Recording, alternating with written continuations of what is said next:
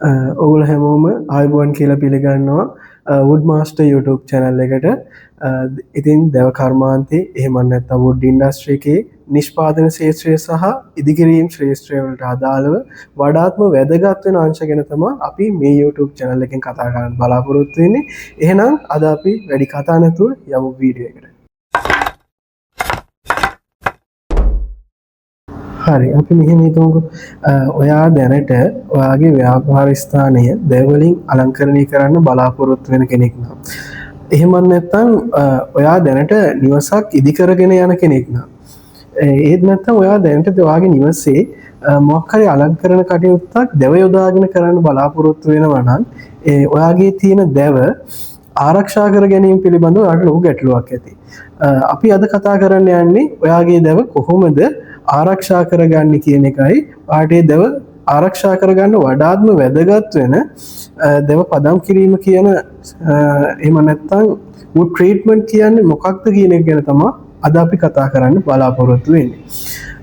ගොල්ලන් වේයන් වගේ විවිධ කෘමි සත්තුන්ගේ එහෙමත් නැත්නම් ෆංගස් වර්ග අපි ගත්තාම අපි ව්‍යවහාරයේ පාවිච්චි කරන පුස් වර්ග වලින් ඔයාගේ දැවවලට සිදුවන හානි වළක්වා ගන්න එහෙමත් නැත්නම් ඒ දැවවල ශක්තිමත්භාවය ඒ වගේම මේ දැවේ තියෙන කල්පැවැත්ම වැඩි දියුණු කරගන්න අපි යොදා ගන්න ක්‍රමවේදයක් විදිහට අපිට මේ wood treatment කියන එක හඳුන්වා දෙන්න පුළුවන්. ඉතින් දැනට ලංකාවේ භාවිතා කරන ප්‍රධාන ක්‍රමවේද දෙකක් තියෙනවා මේ wood treatment යටතේ. පළවෙනි ක්‍රමවේදයේ විදිහට අපිට heat treatment එහෙමත් නැත්නම් තාප ප්‍රතිකාර ක්‍රමවේදය හඳුන්වා දෙන්න පුළුවන්.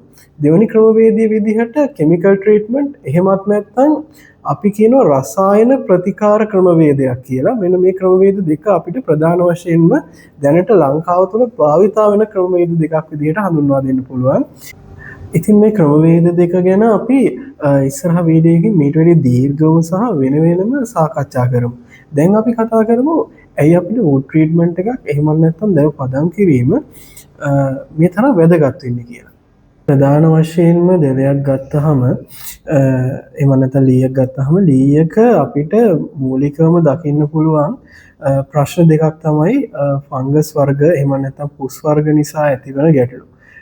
දෙවැනි කාරණය තමයි කෘමි සතුන්. සාමාන්‍යයෙන් ගුල්ලන් වේයන් වගේ කෘමි සතුන්ගෙන් සාමාන්‍ය ලී වලට සිදුවන හානි තමයි අපිට මූලිකවම අපි දැවයක් ගත්තාම අපිට දකින්න පුළුවන් ප්‍රශ්න දෙකක් වෙන්නේ. ඉතින් මේ ප්‍රශ්න දෙකට විසඳුමක් විදිහට තමයි අපි මේ දැව පදම් කිරීම කියන ක්‍රමවේදය යොදාගන්නේ. ඉතින් මේකෙදී මූලිකව අපිට දකින්න පුළුවන් වෙන පළවෙනි ක්‍රමවේදය වෙන ෆංගස් ගත්තාම අපිට මූලිකවම වර්ග දෙකක් යටතේ පෙන්වා දෙන්න පුළුවන්. පළවෙනි එක තමයි සාමාන්‍යයෙන් දැවය දි รา පත් වීමේ දිලීර වර්ග. දෙවෙනි එක තමයි දැවේ පැහැය වෙනස් කරන වගේම දැවයට සමාන පැල්ලම් ඇති කරන දිලීර වර්ග. ඉතින් මෙන්න මේ වගේ ලී කීපයක් ගත්තහම අපිට සමහර ලී වල අපිට දකින්න පුළුවන් විවිධ පුස් වර්ග මෙන්න මේ විදිහට ඇති වෙලා තියෙනවා. ඉතින් මේ පුස් සමහර ලී වල ඇති වෙන ප්‍රධානම හේතුවක් වෙන්නේ පුෂ් එක. එහෙම නැත්නම් ලීයේ තියෙන තෙතමන ගතිය.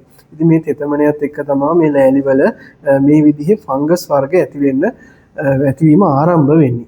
ඉතින් අපි සාමාන්‍ය ව්‍යවහාරයේ ගත්තහම ගොඩක් අය කියනවා මේක පුස් ඒවට ගොඩක් අය නම් දාගෙන තියෙනවා කළු පුස් සුදු පුස් විදිහට. නමුත් ඇත්තටම අපි විද්‍යාත්මක ගත්තහම මේකට වෙනම විද්‍යාත්මක හඳුන්වන නම් කීපයක් යටතේ තමයි මෙන්න මේ පුස් වර්ග ඇති වෙන්නේ. එතකොට ප්‍රධානව අපි ගත්තහම බ්ලැක් මෝල්ඩ් ෆංගස් කියන කැටගරි එක යටතේ ඇති වෙන ෆංගස් එකක් තමයි මේ තියෙන්නේ. මේක අපි විද්‍යාත්මක නම ගත්තහම ස්ටැටිවෝට්ස් චැටර්ස් කියන නමින් තමයි මෙන්න මේ ෆංගස් වර්ගය හඳුන්වන්නේ. ඉතින් මේක ආසාදනය වුණාම සාමාන්‍යයෙන් ලීයකට අපි මේ ලෑල්ල කොච්චර සෑන් කළත් කොයි විදිහට අපි මේ ලෑල්ල ගාලා මේ පුස් ගතිය අයින් කරන්න උත්සාහ කරත් නමුත් අපිට මේක කරගන්න බැහැ. උදාහරණයක් විදිහට අපි මෙන්න මේ විදිහට මේ ලෑල්ල ගාලා බැලුවාම බලා ගන්න පුළුවන් අපිට මේක කොච්චර ගන්න මේ ආයෙ මතුවෙනවා. ඉතින් මේක සාමාන්‍ය ලෑල්ලේ එහෙම නැත්නම් টොප් එකේ ඉඳන් බොටම් එක එහෙනම් නැත්නම් ලෑල්ලේ උඩ මට්ටමේ ඉඳන් ලෑල්ල ඇතුළාන්තය දක්වාම මේ පුස් එක විහිදිලා තියෙන්නේ. ඉතින් මේ වගේ පුස් වර්ග ඇති වුණාම අපිට සාමාන්‍ය ලෑල්ලේ පැහැය වෙනස් වෙනවා. එතකොට අපිට සාමාන්‍ය මේ ලෑල්ලක් ෆිනිෂ් කරලා මොකක් හරි භාණ්ඩයක් හදන්න යද්දී එහෙමත් නැත්නම් අපිට මේ ලෑල්ල යොදාගෙන මොකක්ම හරි අලංකරණ කටයුත්තක් කරන්න යද්දී ඒකට අපිට භාවිතා කරන්න වෙන සමහර පොලිෂ් වර්ග එහෙම නැත්නම් සීලර් වර්ග කොච්චර භාවිතා කළත් අපිට මෙන්න මේ පැල්ලම් ගති අයින් කරගන්න බැරි තත්ත්වයක් අපිට උදා වෙනවා. ඉතින් මම කලින් සඳහන් කරපු විදිහට අපිට සාමාන්‍යයෙන් ෆංගස් වලිනුයි එහෙම නැත්නම් පුස් වලිනුයි සත්තුන්ගෙන් එහෙම නැත්නම් ක්‍රොමීන්ගෙන් අපිට දැවරට සිදුවන හානි වළක්වා ගන්න මෙන්න මේ කිමිකල් ට්‍රීට්මන්ට් එහෙම නැත්නම් රසායනික ප්‍රතිකාර ක්‍රමවේදය සහ හීට් ට්‍රීට්මන්ට් කියන ක්‍රමවේද දෙක අපිට යොදා ගන්න පුළුවන්. ඉතින් මේ තුලින් ඔයාගේ නිෂ්පාදනය එහෙම නැත්නම් ඔයාගේ ඉදිකිරීම වෙනුවෙන් ඔයා යොදන ආයෝජනයේට ඉහළ ප්‍රතිලාභයක් ලබා ගන්නවට පුළුවන් වෙනවා.